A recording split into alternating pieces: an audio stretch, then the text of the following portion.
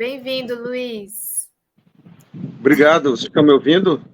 Estamos te ouvindo bem. Temos dois Luiz Carlos aqui hoje, um com Z e um Luiz com Z, um Luiz sem Z. Sei com S. Tá certo. Bem-vindo, Luiz.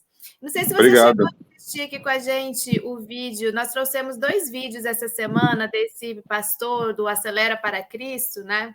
O Jackson. Um em que ele fazia um recorrido por um supermercado, comparando os preços da época do Bolsonaro com agora com os preços do governo Lula, né? Então ele colocou o óleo, né? Que foi de R$ 12 para 5 e outros itens. E agora a gente mostrou um outro vídeo dele em que ele está reclamando, está chateado, coitado, porque aqueles que eram os parceiros dele na época do bolsonarismo agora o estão atacando por falar a verdade. Então, eu queria que você saber se você chegou a ver, se você quer comentar sobre esse tema aí, na sua chegada aqui com a gente. Comentar sobre esse tema, para mim, está meio perigoso, mas eu vi o vídeo na internet. Eu acho que o bolsonarismo ele não tem muita conexão intelectual, né? Um negócio assim mais de fenômeno de massa. Então ele nunca vai ter uma estrutura concisa, uma estrutura permanente durante isso vai ser sempre variável. Aliás, o fascismo na nossa história ele é um fenômeno, né, cíclico, né? Justamente por isso. Eu acho só isso. O bolsonarismo ele tende, o bolsonarista ele tende a, aliás, sem confundir bolsonarismo com direita, com extrema direita, bolsonarismo, né? Especificamente falando do bolsonarismo, ele tende a ser isso mesmo, um movimento que vai mudar de nome. Ele não vai sumir do país porque é cultural, estrutural, mas vai ter outro nome, vai se manifestar de outra forma, tanto que ninguém sabia que existia isso no país, né? Ninguém imaginava que podia ter tanta gente contra a vacina, por exemplo. Entendeu? Então, eu acho só isso, entendeu? A decepção já faz parte, eles aqui não sabem. Luiz Carlos, o que você pode falar sobre o seu processo, hein? Qual deles? Bom, o que te calou, o mais recente. Não, o recente é o seguinte, porque eu acho que estava acontecendo aquelas prisões do 8 de janeiro, eu comecei a fazer alguns posts irônicos sobre os direitos dos presos, porque eram 200, 300 novos presos, diferentes presos no sistema penitenciário brasileiro, que está acostumado com pobre, preto, periférico, pessoas miseráveis. E eu sempre, a minha vida inteira, eu fiz posts sobre o direito do preso e sobre o direito à execução penal. E aí, como era uma quantidade muito grande de pessoas que reclamavam Tinha preso que reclamou que não tinha Wi-Fi na prisão. Coisa engraçada, sabe? Assim, gente que antes era a favor da pena de morte, bandido bom, bandido morto.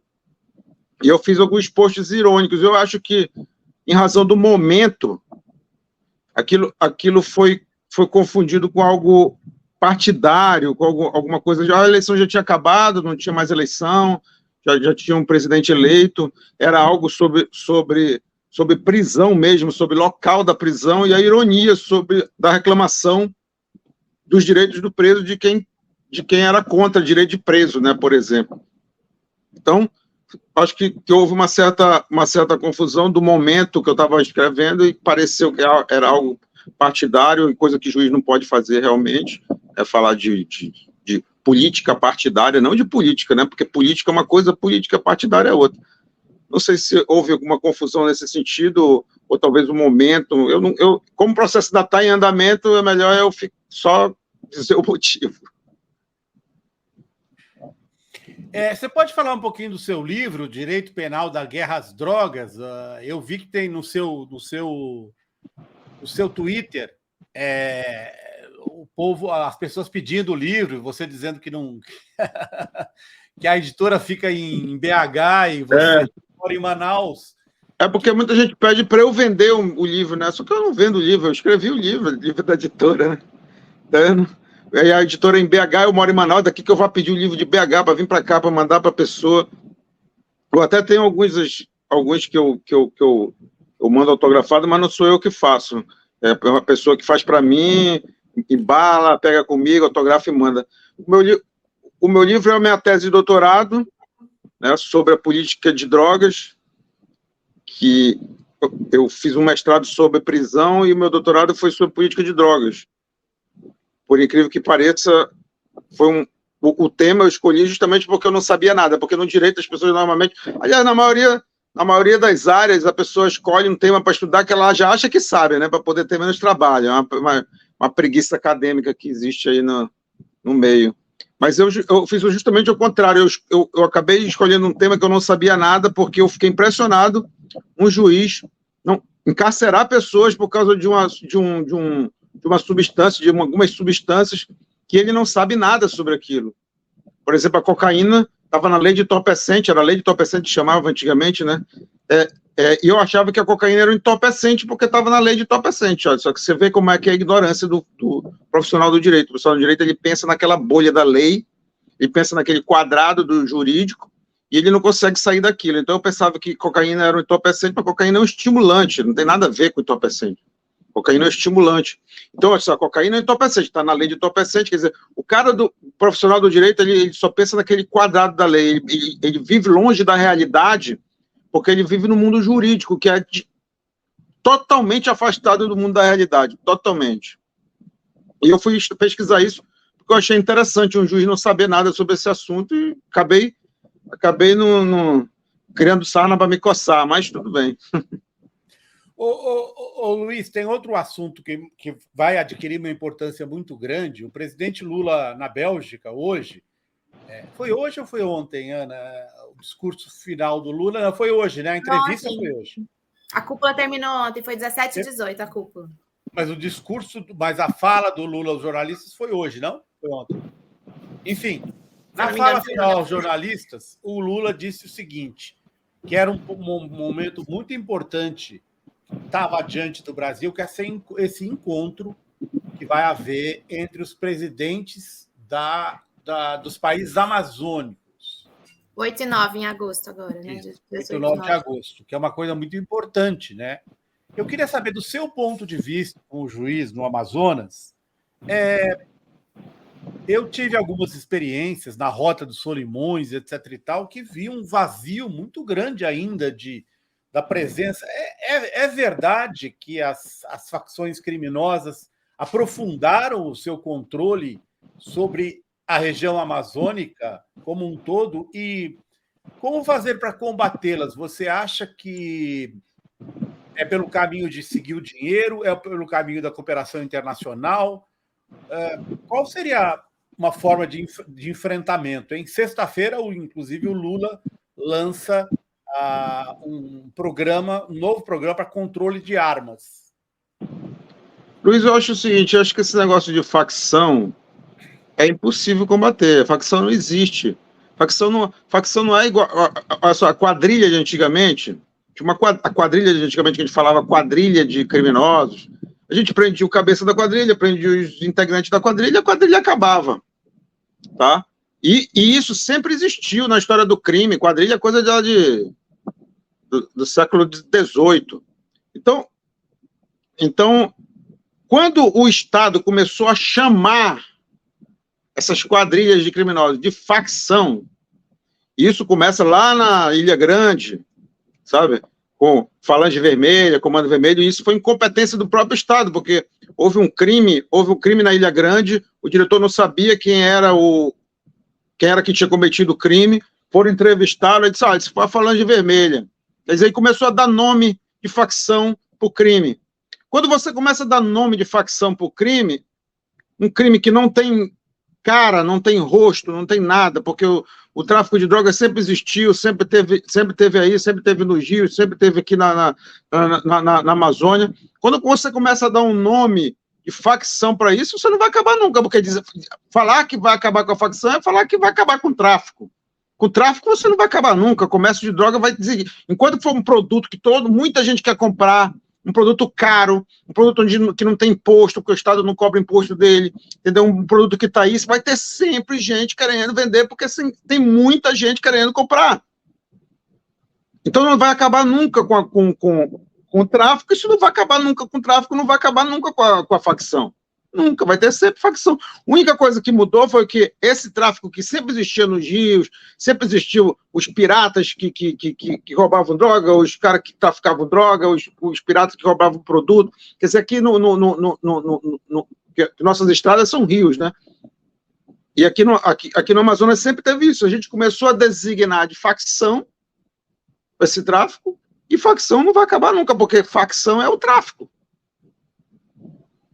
Não tem, quem é o dono da facção? Acaba, o Fernandinho Beiramar está preso, o Marcola está preso, a facção continua aí. E aí, como é que é? Que vai acabar nunca. Vai prender o José, vai ter o João, vai prender o João, vai ter o Cláudio, prender o Cláudio, vai ter o Luiz, vai ter, sabe? Não vai acabar nunca isso. Nunca. Facção é uma ilusão, facção é um nome fictício que se dá para crime. Sabe? Não tem como, é de pobre, né? Porque o rico, ele anda com helicóptero com meia tonelada de cocaína, jatinho com cocaína, são toneladas e toneladas que ninguém sabe para onde vai, ninguém vai, e aí é seguir o dinheiro mesmo, só que ninguém quer seguir o dinheiro, né? O dinheiro ele tem uma isenção muito grande, o dinheiro, ele parece que existe um respeito pelo dinheiro, assim, impressionante, sabe? Uhum. Luiz, deixa eu te fazer uma pergunta, então, ligada a essa questão também dessa região amazônica, digamos assim, mas para além do Brasil, nós temos aqui o presidente Lula, mas também a Colômbia agora tem pela primeira vez na sua história um presidente progressista, que é o Gustavo Petro, e um país muito importante, que é a Colômbia, e que tem um enfrentamento a essa questão já historicamente, né? E o Gustavo Petro ele tem confrontado todos os planos, inclusive, que os próprios norte-americanos formularam para atuação nessa região, com sempre a grande desculpa ou justificativa do combate às drogas. Você acha que essa associação, essa parceria, cooperação Brasil, Colômbia, agora Lula, Gustavo Petro, tem um potencial de impactar em alguma mudança nessa dinâmica, nessa região, e principalmente agora que esses países amazônicos começam a se integrar mais, e essa cúpula que vai ter agora em agosto, ela vai ser, na minha opinião, importante para isso. Então, você está falando com relação ao tráfico? Sim, também, porque existem diversas abordagens de você fazer o combate ao tráfico, né? E eu acho que o Gustavo Petro... Os Estados Unidos, segundo estudos, só apreende 3% da droga que entra nos Estados Unidos. Os Estados Unidos, com toda a polícia e passaporte, visto e não sei o quê, 3% da droga só é apreendida que entra nos Estados Unidos. 3%. Tem livro aí falando.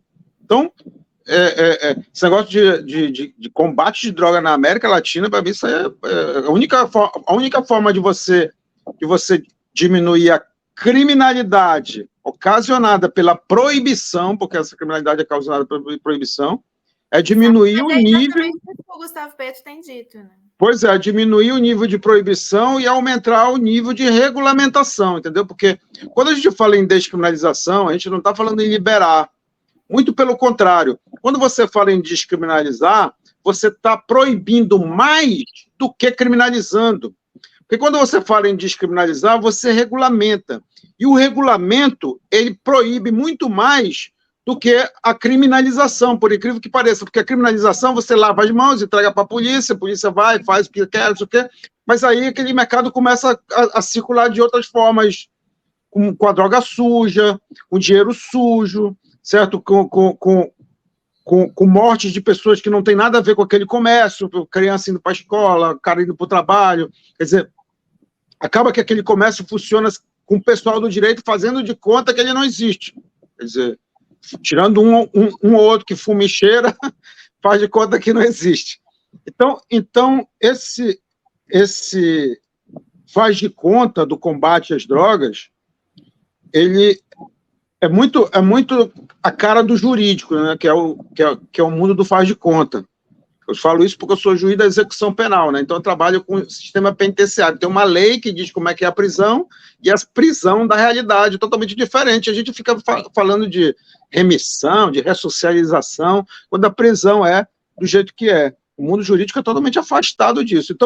Então se você regulamenta esse comércio que já existe, que é liberado já está, se você regulamenta, você aumenta muito mais a dificuldade de acesso à droga do que está. Hoje uma criança de classe média, por exemplo, ela tem muito mais facilidade de comprar maconha do que de comprar cerveja. Entendeu? Ela vai num posto de gasolina, se ela vender cerveja para uma criança de 11 anos, 10 anos, vai vir o conselho tutelar, vai vir a polícia, vão caçar a licença do posto de gasolina, o empresário tá lascado, né, como diz aqui. Então, maconha não, se ela for na boca, ela vai comprar a maconha dela, ninguém vai reclamar, ainda vão oferecer cocaína, porque o pessoal diz, porta de entrada porque é na mesma porta, né? Você já viu, já imaginou você chegar para comprar um Rivotril, uma Ritalina na farmácia e te vender um uísque, 12 anos, na farmácia? Não dá, é a mesma coisa, entendeu? Não tem como você quando regulamenta, você diz, olha, isso aqui vai vender dessa forma, isso aqui vai vender nesse lugar, isso aqui vai vender com essa regulamentação. Isso é que é a descriminalização, tá? E descriminalização é muito mais proibição do que a própria criminalização, entendeu? Luiz Carlos, e você é a favor dessa regulamentação para todas os chamados, para todos os psicoativos?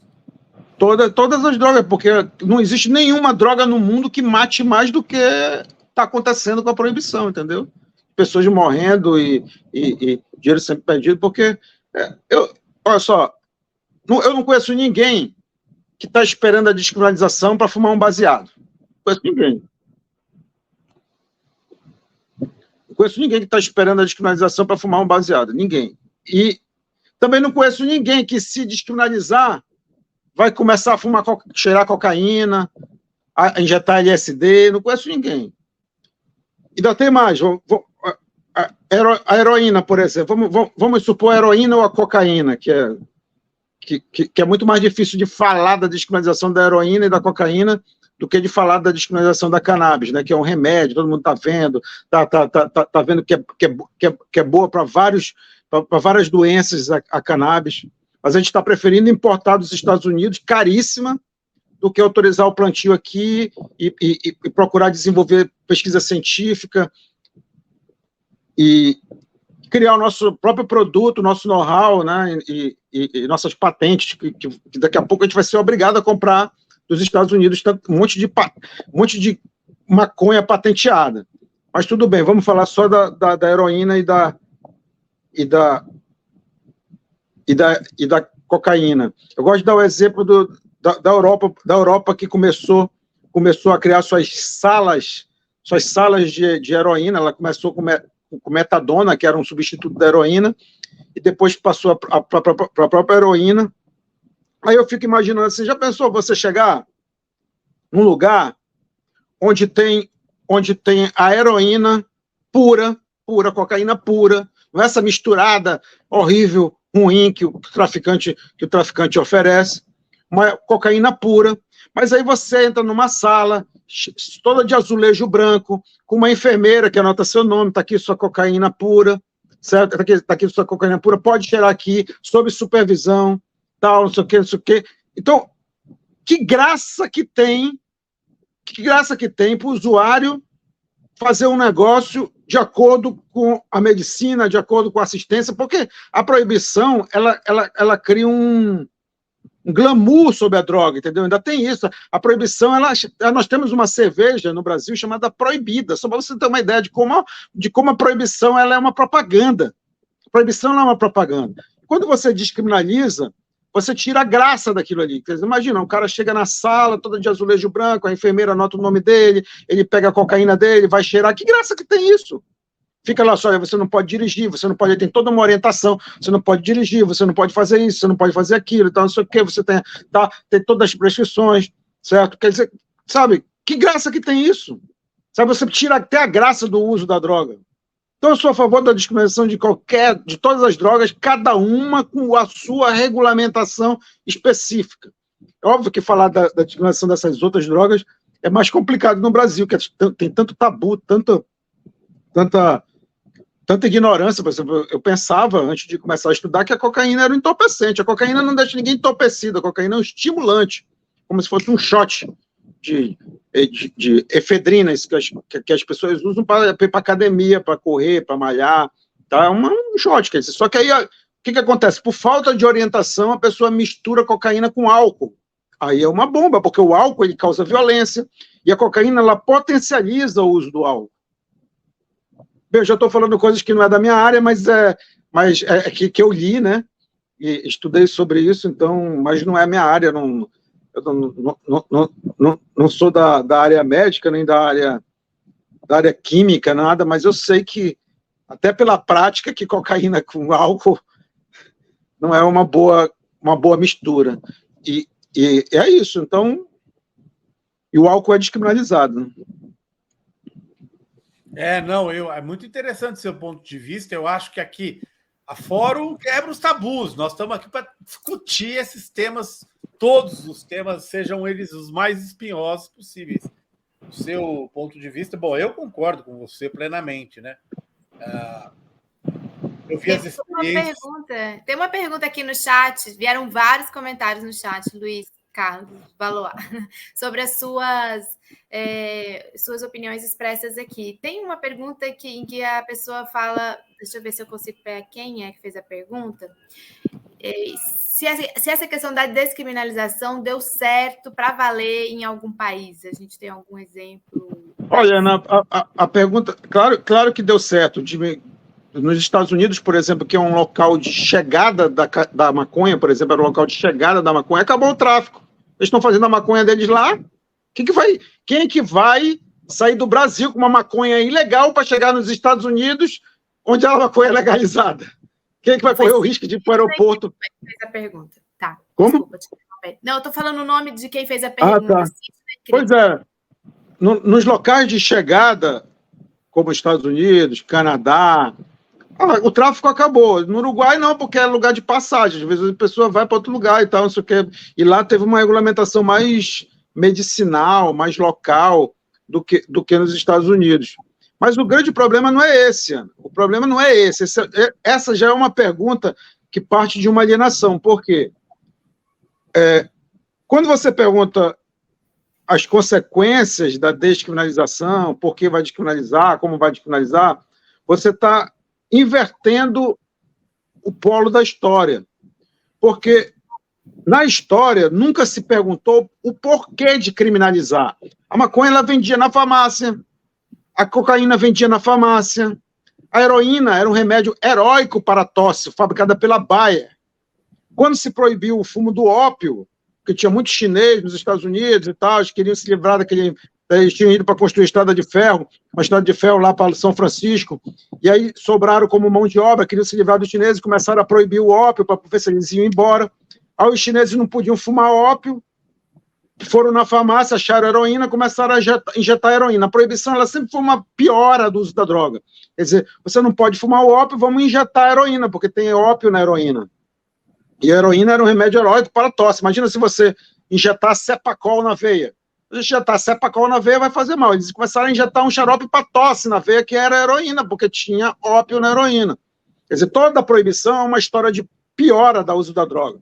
Então, quando você pergunta como vai descriminalizar, por que vai descriminalizar, eu gosto de inverter a pergunta, por que criminalizou?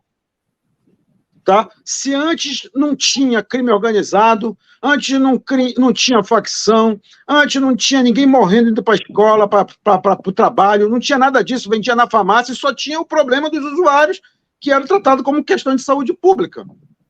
Ninguém estava financiando o crime organizado, ninguém estava financiando nada. Quer dizer, então, a descriminalização, ela tem que ser discutida historicamente. Por que criminalizou?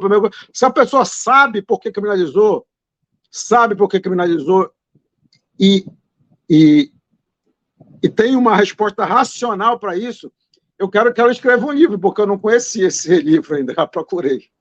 Luiz Carlos, qual é a porcentagem dos presos, aí onde você é juiz de execução, ligados, que estão presos por relação com tráfico, consumo, de qualquer tipo de droga? Qual é a porcentagem?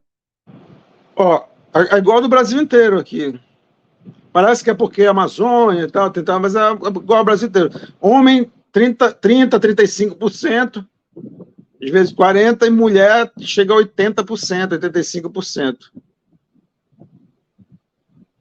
85% das mulheres como mulas, Luiz Carlos? Não, só como mula, porque às vezes a polícia chega na casa, a mulher que passa mais tempo em casa, a droga é do marido, é do filho, é ela que vai presa. Olha aí, mais uma área em que as mulheres estão pagando parte. Luiz Carlos, isso tem um impacto muito forte da família, uma vez a mulher presa, não? Com certeza. Com certeza. E a mulher ela sofre muito mais o cárcere do que os homens, porque a mulher, o homem, quando é preso, a mulher vai visitar, a mulher leva comida, a mulher fica na fila com sacola. A mulher, quando ela é presa, ela é abandonada pelo homem. Exatamente. Eu me lembro de uma série, viu, Luiz Carlos, que eu fiz de reportagens, aquele presídio famoso de Porto Alegre, que era um amontoado, tinha um juiz... Presídio Central. E o Central tinha um juiz muito, muito progressista lá, um juiz 100%. Nossa, fiz uma entrevista com ele e ele disse assim, Azenha, a facção era nada mais do que um esquema de pirâmide, em que milhões de pessoas contribuem para o topo da pirâmide da facção. Aí, quando a facção ou o grupo criminoso é montado, o cara, a esposa, o tio, a irmã, todos eles ficam em função de pagar o que é necessário para que o preso tenha lá dentro, o homem, né? Tenha lá dentro o sabonete, uma comida um pouco melhor e assim por diante. Já a mulher, me disse esse juiz. A mulher o juiz é o Brusca, né? Eu acho que sim. Ele dizia, a mulher ela é abandonada. Se está casado, o marido larga, fica com outra, e a mulher fica lá por conta. É verdade isso? Exatamente. No Presídio Central ainda tem, não sei se ainda tem, né, mas quando eu visitei tinha, a questão das facções administrarem a cantina da prisão, né? Então, por isso que não tinha rebelião lá, como eles administravam a cantina, ganhavam dinheiro com aquilo, eles não queriam rebelião porque ia acabar dando problema para o comércio deles, né? Quer dizer, o comércio de drogas, ele só tem violência por causa da proibição, cara. Um dono do bar não mata o dono do outro bar que vende cerveja mais barata, ou que abre uma filial na frente do bar dele, ou qualquer coisa parecida com isso. Agora, o dono da boca mata o dono da outra boca porque não pode ir no PROCON, porque se ele pudesse ir no PROCON, ele não matava, né? Essa entrevista aqui vai repercutir muito ainda, viu, Essa entrevista aqui é corte, hein? A gente já está cheio de corte para o fim de semana, Ana Prestes. Temos que preparar bem esses cortes. Quero agradecer toda a audiência. Assim, a audiência está comentando muito suas opiniões, viu, Luiz Carlos Valois? É óbvio que tem quem critica, quem acha que não deve descriminalizar, mas muitas opiniões aqui de que esse é um assunto tabu no Brasil, que esse é um assunto que não é discutido no Brasil, e pela sua coragem também de discutir tão francamente, abertamente, um tema que não é um tema fácil, né? É um tema bastante espinhoso. Quero agradecer muito. Sabe qual é? Só complementar aqui para o pessoal que vive nesse tabu e tem medo da descriminalização. São pessoas honestas, são pessoas corretas, que não usam drogas e têm medo da droga. Eu quero fazer um exercício de imaginação com eles. Pessoal, imaginem o álcool proibido. Na época que se proibiu o álcool nos Estados Unidos, na década de 20 do século passado, que já estamos na década de 20 desse, né? Quer dizer, na década de 20 do século passado, essa proibição do álcool causou o quê? Criou-se o crack do álcool, porque se misturava o álcool com gasolina para as pessoas não beberem, e as pessoas bebiam a si mesmo e ficavam igual um cracudo tomando álcool com gasolina, tá? Com gasolina. Criou-se o álcool com gasolina. O álcool era sujo porque não tinha... Mas rico nunca deixou de beber.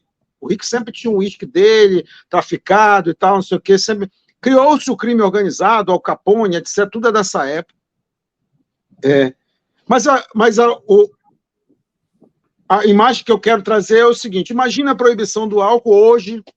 O rico não ia deixar de beber, o pobre também não ia deixar de beber o álcool sujo dele, que ia ser traficado.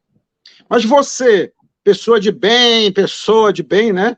Uma pessoa correta, que não bebe porque ia cumprir a lei, né? Proibido o álcool, beber causa violência, o álcool causa violência, porque é uma droga tão perversa, o álcool. Então você não ia beber porque estava proibido. Aí você ia dizer para o seu filho: olha, meu filho, não beba. É proibido, o álcool é uma droga. Quando você visse alguém que tinha bebido, porque era proibido, então não ia ter bar, não ia ter nada. Quando você visse alguém que tinha bebido, quem que você ia ver que tinha bebido? O cara alcoólatra, o bêbado, aquele cara caído na sarjeta. Você ia passar com o seu filho e ia dizer: você está vendo, meu filho? Nunca beba. Quem bebe fica desse jeito. Aí ia ver o alcoólatra caído na sarjeta. Quer dizer, a proibição, ela causa isso, ela causa, para quem respeita, para quem não usa droga, causa isso, causa uma imagem de que todo mundo que usa é um problemático, tem problema com droga, é aquele cara doente, porque ele só vê esse cara. Mas tem muita gente usando a coisa. Olha só, no helicóptero que tinha meia tonelada, era meia tonelada de pasta. Só de meia tonelada de pasta dá para fazer 3 toneladas de pó. Então tem muita gente usando droga, trabalhando, estudando, e até contra a proibição, que não paga imposto, que esse dinheiro está indo para o crime organizado, está indo para as facções, está indo para tudo isso. Quer dizer, então, você que não usa droga não vai ser obrigado a usar droga porque despenalizou, você simplesmente vai continuar não usando a droga que você não quer usar. Você só não vai correr o risco de morrer de uma bala achada de alguém que ia matar uma pessoa que estava querendo vender uma coisa para outra que queria comprar. Só esse risco que você vai deixar de correr, certo? E não vai usar a droga que você não quer usar, porque as pessoas já estão usando. Sinto lhe falar que as pessoas estão usando droga. É isso.